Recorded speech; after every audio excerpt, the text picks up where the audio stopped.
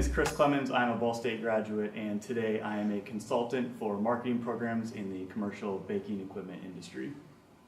And my name's Kyle Armstrong, also a Ball State graduate, and I founded a technology company called Zoom.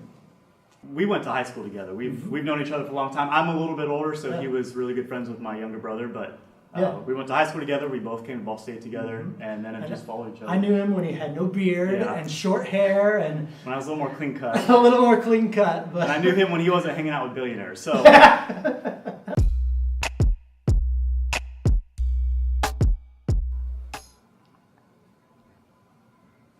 Perfect. I was going to put something else, but everyone always says key or pivotal or important. Right. But this is the truth. Yeah, absolutely. Everybody knows it's important. But I mean, it's every day. It's so demanding, and every day you go through that situation where, you know, if I'm not there today or if I don't do this today, what could happen? And especially if you're a founder or you're on your own, you know, that could be the one day where it all goes downhill. So Yeah. It's hard. Yeah, your day is a constant. It's just continuous decisions you have to make, and it's hard to stay on track. So Absolutely. hard.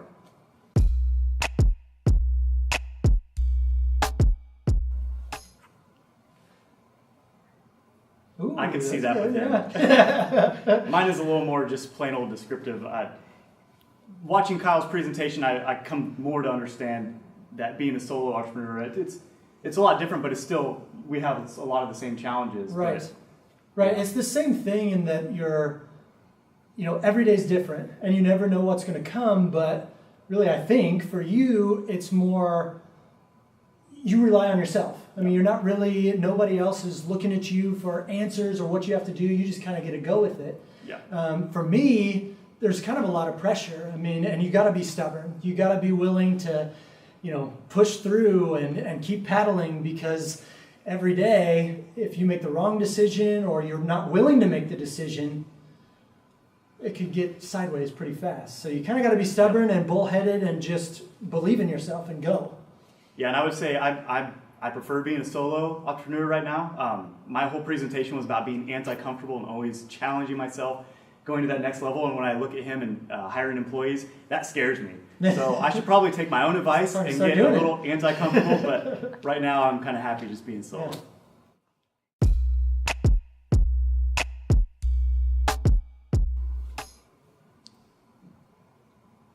Okay. Yeah. Yeah. We're on the same page. Well, yeah. We're on the same page.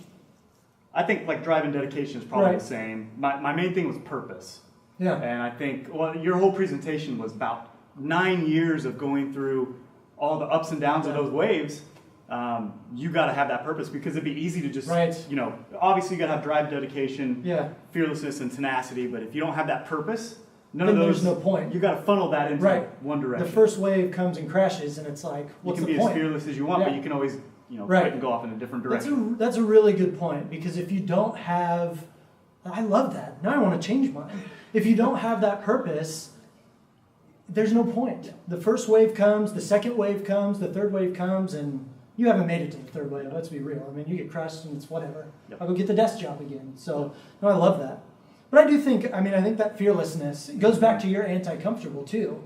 Even in, we have different kind of paths, but that anti-comfortable, you're always doing. Because if you can't get out of your shell, whether it's traveling all the time and never knowing where you're going to find Wi-Fi, or being willing to send a text that you don't expect to get an answer to, then you get an answer to, and you're like, oh my gosh, there was really no plan. Yeah. If you can't go out on that limb in either scenario, Nothing's going to happen. nothing's going to happen. Yep.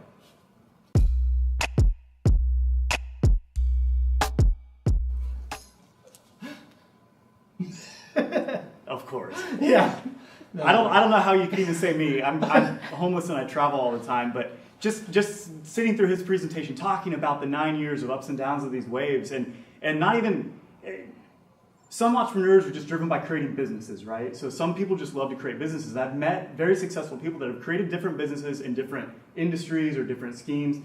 He has stuck with his same idea since the very beginning. Even before he had an idea on what to do with technology, he knew it was going to be sports related with technology. And it's amazing to see someone who's done that straight for 9 years. It might have evolved a little bit, but he's stuck with it. But still, just a business. And it's your whole life. You have gone where people are just way too afraid to go. And you have motivated so many people. Like, I envy you being able to go and travel and, you know, pick up and sell all your stuff and go. It's unbelievable. Yeah. I mean, that to me, that is such a motivator. Yeah. It's awesome.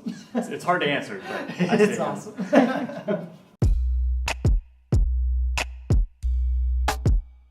Yeah.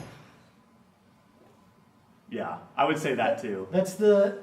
It's deeper than that. Well, I thought if the question was rephrased that who drives more, it would be me, because I live in my vehicle and I drive all the time. You. But no, I think we both do. It's just a very different drive.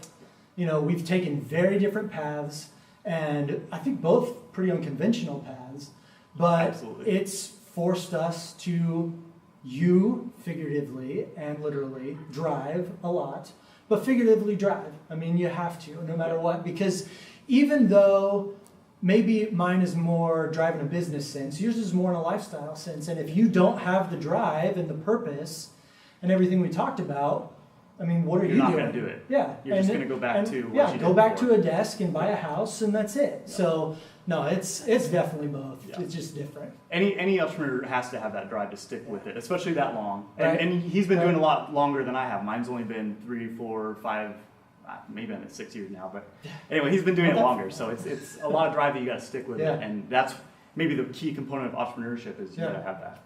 Yeah, and it goes back to the fearlessness, too. I mean, how fearless do you have to be to sleep in a Walmart parking lot at night, right? So a lot of people hate their desk jobs and feel trapped and confined behind their desk. So you got to be fearless enough to step out. Yeah. Mm-hmm.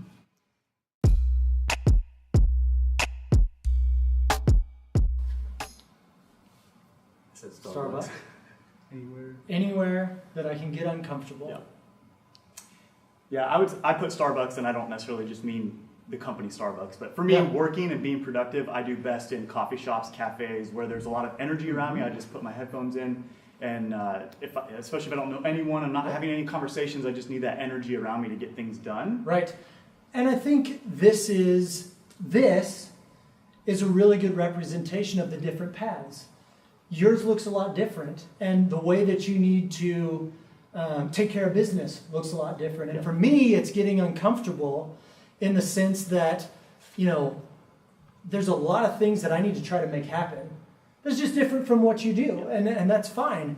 And so it's not any one place. It's going out and having meetings. Yeah. It's going out or it's sending that text or making that call. Yeah. And it's just being out of your comfort zone long enough to make something happen. And then it's in a Starbucks or it's in the office from there to get the job done afterwards. Yeah. But for me, I gotta shoot for the moon, hope for the best, and then dig in. And that's interesting because a lot of your decision making or planning that next step for your business is a lot of collaboration and it's a lot of working with clients or finding new clients. For me, I find a lot of things before I get to this working at Starbucks. For me, it's like long driving or long runs when I'm out on the trail for hours by myself and I'm just lost in my music or something or just running and I'm thinking about creative ideas to do for my clients. Right. So that kind of spurs the productiveness of sitting down and actually working. So, exactly. Yeah.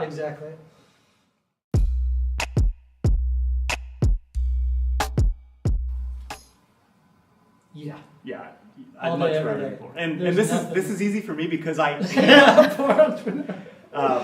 being solo employed and maybe more lifestyle entrepreneur, I've really kind of only worked to make enough to reinvest in myself a little bit. But I'm not growing a large business and getting large accounts like you. So the money is different, but I think the personal fulfillment is probably the same on both levels. Right, and that's the thing to me. I'd say maybe one of my worst qualities as an entrepreneur is I'm kind of with you on that. I mean, it's not about the money for me. It's about the drive and the purpose and the challenge. So sometimes that gets in the way because it's like, hey, I'd rather be driving towards this big thing that could be, but it's a challenge. Yeah. As opposed to just, here's what I got to do day to day. So a lot of times I have to rein myself in on that, but poor entrepreneur, there's nothing as gratifying as that. I mean, the first sale, the first project you push out that they go, oh man, this thing's great. That's the high. That's where you feel it. And everything else is just noise. I mean, that's what's important. Yeah, it's not about the money. I think it's the ability to own our time and own our decisions to make the next step for the trajectory of our life. And being able to do things like this, inspire other people. I mean, there's so many people who, hopefully maybe they'll see this when they are behind the desk and they'll go, you know what? I can do this, and it is for me, and then they'll run, and that's it. Absolutely. And I think that's one of the things I was thinking about with comparing my life now to Kyle's and sitting through his presentation and the amount of experience he had in the business world and meeting with these very successful, wealthy people. My entrepreneurship journey looks a lot different, but the thing that's the same between both of us and anyone I think in entrepreneurship in general is they had that thought at one point, and maybe you're sitting behind a desk and you feel confined and you feel trapped, but a lot of people feel that way, but you have to be fearless enough to make the decision you're going to make that change. Now, every step beyond that can be totally different. Yours was totally different than mine, and it's led us to different places. But I do think on the personal level, personal fulfillment. Our professional lives look a lot different, but I think personally we probably both feel fulfilled in the same way. We got uncomfortable. We went different paths, but that's entrepreneurship. And whichever way you go doesn't matter. I mean, the key point is you just got to start going. Right, exactly. Do something. Yeah, don't complain about it. Don't think about it every day when you're at your job. Or for whatever reason you want to do your own thing. Just go ahead and do it. Do it, absolutely. Yeah.